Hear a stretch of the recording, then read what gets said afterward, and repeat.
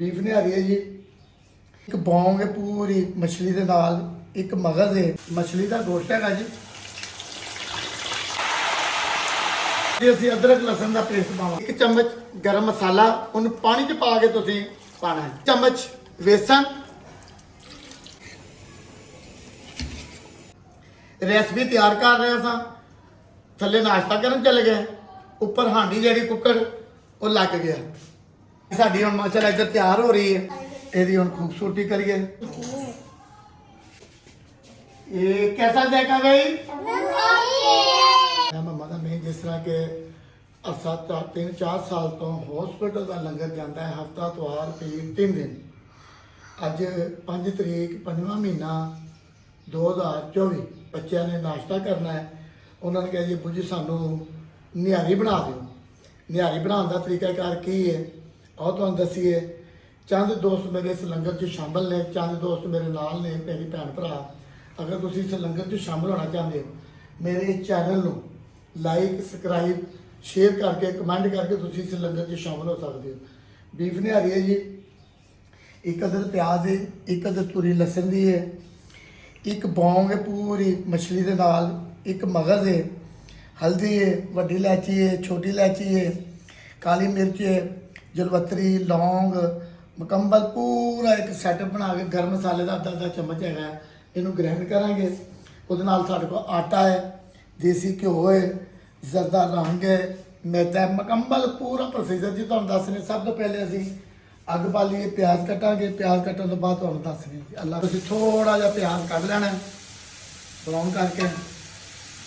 मछली का गोश्त है जी,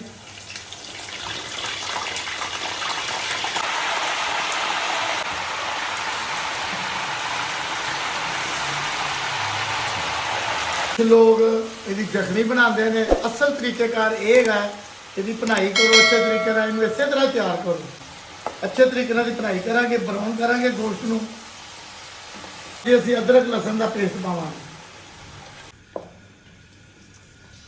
गोश्त की बनाई हो गई। सब तो पहले जी असी जरूरत के मुताबिक लाल मिर्च पानी है, एक चम्मच गरम मसाला उन्हें पानी च पा के तुसीं पाना है। मसाले मैं ग्राइंड कर ले सी सारे। 50 ग्राम के करीब आटा लिया है, वो भी असी ये थोड़ा थोड़ा पाई जाना तो हिलाई जाना, मगर पानी पा के। चम्मच बेसन, पानी पाने की जरूरत नहीं हैगी, आधा किलो पानी पाया मैं अपनी जरूरत के मुताबिक निहारी बनाने वास्ते। तुसीं इन्ने गोश्त में किलो पानी पा सकते हो, क्या भी पानी है। तो 1 चम्मच मैदे का, गनौर फ्लोर भी पा सकते हो जी। अग फुल तेज करनी है जी, तो इनू हिलाना है। आधा चम्मच जरदा रंग,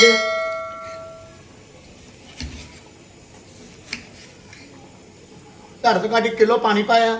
इनू पहले गर्म करांगे, गर्म करने तो बाद मगज जिहड़ा अच्छे तरीके नाल इनू असीं धोना है। देसी घ्यो जिहदा असीं तड़का लाना, नींबू अपना पुदीना, हरी मिर्च, अदरक, इनू असीं गैस से करांगे खूबसूरती वास्ते, ये भी जरूरी है। लिहाजा मैसेज फिर वही है, तुहानू दस रहे अज साडे नाल बनिया की है। निहारी पकान लग्या काफ़ी लोग दोस्त वगैरह ने जेडे वो चीज़ शेयर नहीं करते, लिहाजा असीं वो तुहानू दसांगे कि जिहड़ियां चीज़ां वीडियो के दौरान बंदा गायब कर जाता है, कोई फायदा नहीं। माशाअल्लाह मगज साडा 2 पानी धुफ गया, इनू असीं हुण कड्डांगे अच्छे बर्तन दे विच। मेन काम मेरा लंगर का है। लंगर के नाल नाल अल्लाह का शुक्र है कि हर किस्म की रेसिपी बनाई दी है।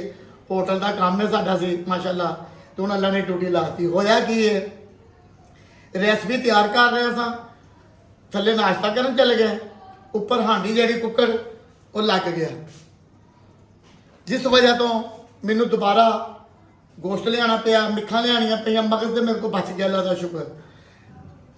लिहाजा इस तरह नहीं हो जाता।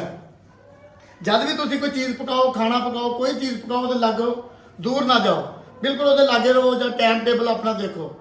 असर भी भुल गया, मैं भी भुल गया, लिहाजा तो काम यह बन गया। बाकी निहारी साडी हुण माशाअल्लाह इधर तैयार हो रही है, दम लग गया।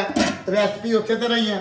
1 किलो पानी पाया सी, मैं ਬਾਕੀ ਮਜ਼ੀਦ ਥੋੜਾ ਥੋੜਾ ਪਾਣੀ, ਨਿੰਬੂ ਵਗੈਰਾ, ਦੇਸੀ ਘਿਓ, ਇਹਦਾ ਅਸੀਂ ਤੜਕਾ ਲਾਵਾਂਗੇ ਅਲੱਗ ਹੈ ਜੀ। ਇੱਕ ਦਫਾ ਲਾਣਾ ਹੈ।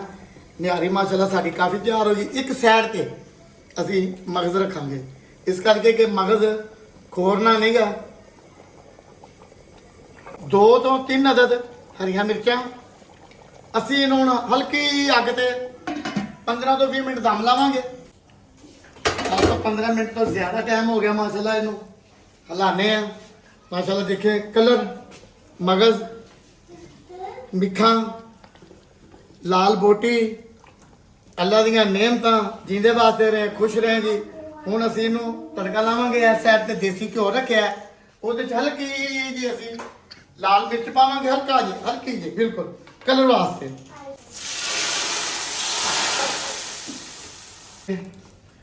ਡੈਕੋਰੇਸ਼ਨ ਵਾਸਤੇ, ਖੂਬਸੂਰਤੀ ਵਾਸਤੇ ਜਿਹੜੀ ਅੱਜ ਕੱਲ ਜ਼ਰੂਰਤ ਹੈ, ਇਹਨੂੰ ਅਸੀਂ ਕਿਸੇ ਅੱਛੇ ਬਰਤਨ 'ਚ ਕੱਢਨੇ ਆ। ਇਹਦੀ ਹੁਣ ਖੂਬਸੂਰਤੀ ਕਰੀਏ। सुनैना आप भी आओ भाई। हाँ भाई, ये कैसा देखा भाई? चैनल को लाइक से कराए माशाल्लाह जी। जीने वास्ते रहे, खुश रहे। अल्लाह का माल है, दुनिया ते जाना एक ना एक दिन सब ने है। ड्यूटी लगी है, मैं दे रहा हूँ। जिन्नी देर मेरी जिंदगी में ड्यूटी देता रहूँगा। ईद दी रेसिपियां की मैं तैयारी कर रहा। अल्लाह खैर कीता जी। ईद आ रही है, खुश रहें जी, आमीन।